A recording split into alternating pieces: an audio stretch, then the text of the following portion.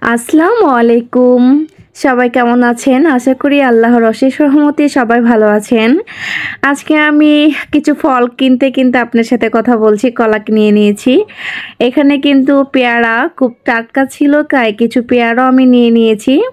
সকালে বাজারটা সেরে আসলাম। আমি আসলে আজকে কিন্তু আমি আমার বাবার বাড়িতে। আজকের কিচেন দেখে সবাই বুঝতে পারতেছেন যে আমি আমার বাড়িতে নাই। আমি সকাল সকাল কিছু সবজি রান্না করব, এর জন্য রান্নাঘরে চলে এসেছি। এই কড়াইগুলোতে কিন্তু সবজি ভাজি করতে কিন্তু খুবই ভালো লাগে। আর এর জন্য আমি এই দস্তার কড়াইগুলো নিয়ে নিয়েছি এখানে। এখানে আমি পেঁয়াজ, মরিচ, আদা, রসুনের পেস্ট সব কিছু দিয়ে দিয়েছি। এগুলো এখন আস্তে আস্তে হালকা করে ভেজে নেব, কারণ সবজি রান্নার সময় আমি এখানে ফুলকপি আর আলু সবজিটা রান্না করব। এর জন্য ফুলকপিতে যদি আদা রসুনের পেস্টটা না দেওয়া হয় তাহলে খেতে ভালো লাগে না, আর স্মেলটা কেমন একটা বাজে বাজে মনে হয়। কিন্তু যারা ফুলকপি পছন্দ করেন তাদের কাছে এই ফ্লেভারটা খুবই ভালো, বাট সবার কাছে একরকম ভালো লাগে না। এর জন্য আমি এখানে আদা রসুনের পেস্ট আর হচ্ছে শুধু হলুদের গুঁড়োটা দিয়ে দিয়েছি। এখন হচ্ছে আমি ভালোভাবে একটু নেড়ে নেব, আর এখানে কিন্তু আমি পানি দিয়ে দিব একসাথে, কারণ হচ্ছে পানিটা দিয়ে দিলে মশলাটা পড়বে না, প্লাস হচ্ছে আমার আর এখানে পানি ইউজ করব না। একসাথে মশলাতে যে পানিটা ইউজ করব ওই পানিটা এখানে দিয়ে দিচ্ছি একসাথে আমি। আরেকটা কথা, আমি কিন্তু এখানে কাঁচামরিচ মাত্র 2টা ইউজ করেছি এখানে, জালটা সীমিত রাখার জন্য, যেহেতু বাবু আছে এখানে, আমার মেয়ে আছে, জালটা ওরা একটু কম খায়, এর জন্য আমি এখানে একটু 2টা কাঁচামরিচ একটু চিড়ে এখানে দিয়ে দিয়েছি। এই যে আমার কিন্তু বলকটা চলে এসেছে, আর আমি এখন এই পর্যায়ে এসে কিছু লবণ দিয়ে দিব স্বাদ মতো। যে যেরকম লবণ খান ওরকমভাবে দিয়ে দিবেন। বাবার বাড়িতে এসে যে সকাল সকাল রান্না করতেছি, কারণ হচ্ছে আম্মা অনেক অসুস্থ, আমাকে রান্না করতে হচ্ছে, এর জন্য আমি এখানে রান্না করছি। আমি কিন্তু আলুটা আগে দিয়ে দিচ্ছি এখানে, কারণ হচ্ছে আলুটা একটু সিদ্ধ হতে অনেক সময় লাগে, এর জন্য আমি আলুটা আগে থেকে এখানে দিয়ে দিব। সব সবজিতে, যে কোনো সবজি আপনারা রান্না করেন না কেন, যে শক্ত যে সবজিগুলো থাকে সহজে নরম হয় না, ওই সবজিগুলো কিন্তু আগে থেকে দিয়ে দিলে ভালো হয় আর কি, কারণ ওটা সিদ্ধ হয়ে গেলে আর কোনো টেনশন থাকে না। এর জন্য আমি বরাবরের মতো এখানে আলুগুলো সব দিয়ে দিয়েছি আগে থেকে, যাতে সুন্দরভাবে সেদ্ধ হয়ে যায়, কারণ বাড়িতে আমি আর এখানে কোনো পানি ইউজ করব না। এই যে এখানে ফুলকপিগুলো আমি ওয়াশ করে নিয়েছি আগে থেকে। এই যে ফুলকপিগুলো এখন আমি দিয়ে দিচ্ছি।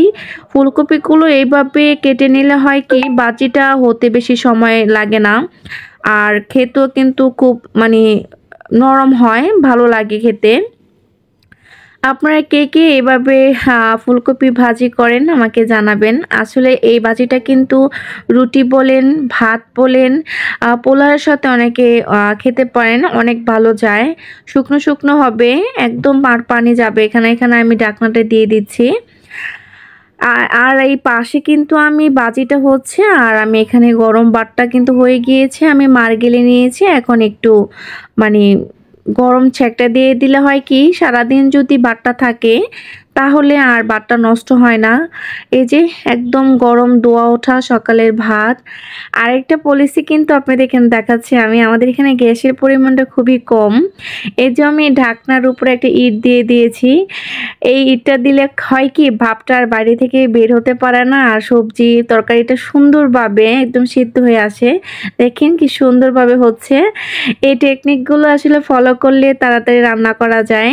যাদের এলাকাতে গ্যাসের পরিমাণ খুবই কম, তারা যদি এই টেকনিকটা ফলো করেন, আশা করি আপনারা উপকৃত হবেন।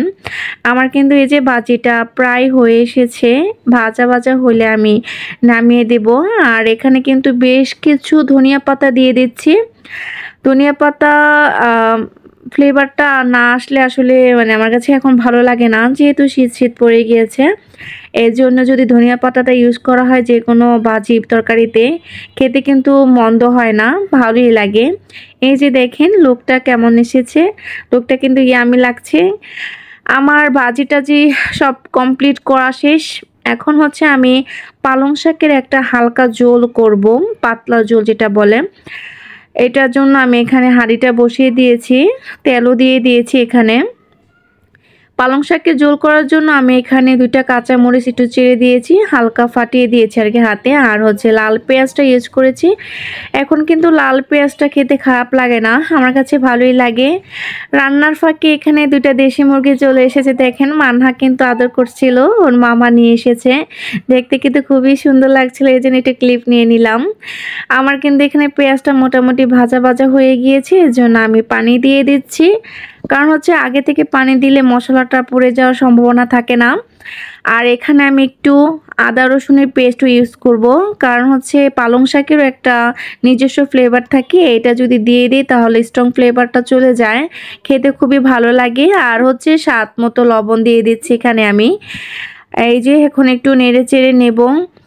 এখানে যে পানিটা দিয়েছি এটা একটু ফুটে উঠলে আমি এখানে মশলাগুলো ইউজ করব। মশলার মধ্যে জাস্ট এখানে আমি হলুদের গুঁড়ো দিব, আর কিছু ধনিয়া ফাঁকি দিয়েছিলাম আমি এখানে, আমার আসলে ক্লিপটা নিতে মনে নাই।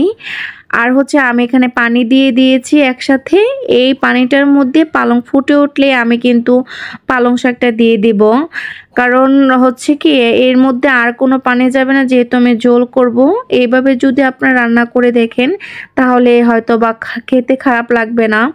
এই যে আমার আগে থেকে ওয়াশ করা পালং শাকগুলো দিয়ে দিচ্ছি, একদম কচি শাকগুলো দেশি ছিল, ছোট ছোট। এটা টেস্ট কিন্তু ভালো এসেছে, আমি কিন্তু খেয়ে দেখেছিলাম, খেতে খারাপ হয়নি। এখানে কিন্তু অনেকে ছোট মাছ ইউজ করতে পারেন, এইভাবে শুধু নিরামিষভাবে রান্না করলেও খুব মজা হয়, আর দেশি মাছ দিয়ে রান্না করলে তো আর কোনো কথাই নেই। দেখুন কি সবুজ সবুজ লাগতেছে, দেখতে সুন্দর লাগছে না? আমার কিন্তু খুবই ভালো লাগছিল, খাবারটা কিন্তু খুবই টেস্টফুল ছিল। এখন কিন্তু বলক চলে এসেছে, একদম একদম হাই হিটে বলকটা তুলে নেবেন, তাহলে খেতে খুবই ভালো লাগবে। এখানে কিন্তু আমি মোরগ, ওই যে 2টা মোরগ নিয়ে এসেছিল, ওই 2টা মোরগ কেটে নিচ্ছি। দেখেন মাংসটা কি সুন্দর লাল লাল হয়েছে।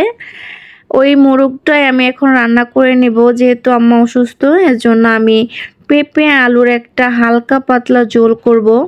এজন্য আমি এখানে হাঁড়ি বসিয়ে দিয়েছি, হাঁড়ির মধ্যে আমি এখানে পেঁয়াজ কুচি দিয়ে দিচ্ছি, একটু নেড়ে চেড়ে যখন একটু হালকা বাদামি রঙে চলে আসবে, আমি আসলে পুরো বাদামি করব না, যেহেতু এটা আমি হালকা পেঁপের ঝোল করব, কারণ পেঁপের ঝোল বা হালকা প্রকৃতির যে ঝোলগুলো রান্না করা হয় সেখানে যদি আপনারা পেঁয়াজটা বেশি বাদামি করেন তাহলে তার স্ট্রং ফ্লেভারটা মানে একদম পুরোপুরি একটা ফ্লেভার আসে, খেতে ভালো লাগে না। এর জন্য আমি এখানে হালকাই রাখলাম, তার সাথে কিন্তু আমি তেজপাতা, দারচিনি, এলাচ, লবঙ্গ সব কিছু অ্যাড করে নিয়েছি। এখন হচ্ছে আমি আদা রসুনের পেস্ট দিয়ে দিব এখানে পরিমাণ মতো। এই যে আমার কিন্তু দেওয়া হয়েছে, এখন একটু আমি ভেজে নেব। আসলে কে পাতলা দেশি মুরগির ঝোল পেঁপে দিয়ে খেতে ভালোবাসেন জানাবেন, আমার কাছে তো ভালোই লাগে, খারাপ লাগে না। এই খাবারগুলো কিন্তু স্বাস্থ্যসম্মত, আসলে আমরা সবাই এই খাবারটা খেতে চাই না, বাট যদি পরিমাণ অনুযায়ী মশলা দিয়ে রান্না করা হয় মজা করে, তাহলে কিন্তু পরিবারের সবাই খেতে পারবে, খেতেও কিন্তু খুব টেস্টফুল হয়। আমি কিন্তু এখানে কথা বলতে বলতে লবণ দিয়ে দিয়েছি পরিমাণ মতো। এখানে আমি একবারে লবণ দিয়েছি, কারণ হচ্ছে আমি যাতে এই তরকারিটা খাওয়ার পর মানে ভাতে লবণ না দেওয়া লাগে আর কি, ওইভাবে একবারে বেশি করে আমি দিয়ে দিয়েছি।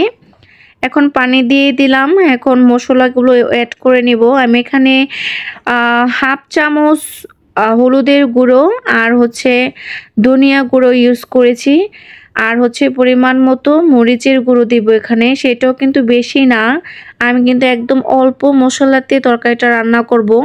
বেশি হলুদ মরিচের ইউজ করলে তরকারিটা খেতে ভালো লাগে না। আমার কিন্তু মশলাটা এখন কষিয়ে নিতে হবে।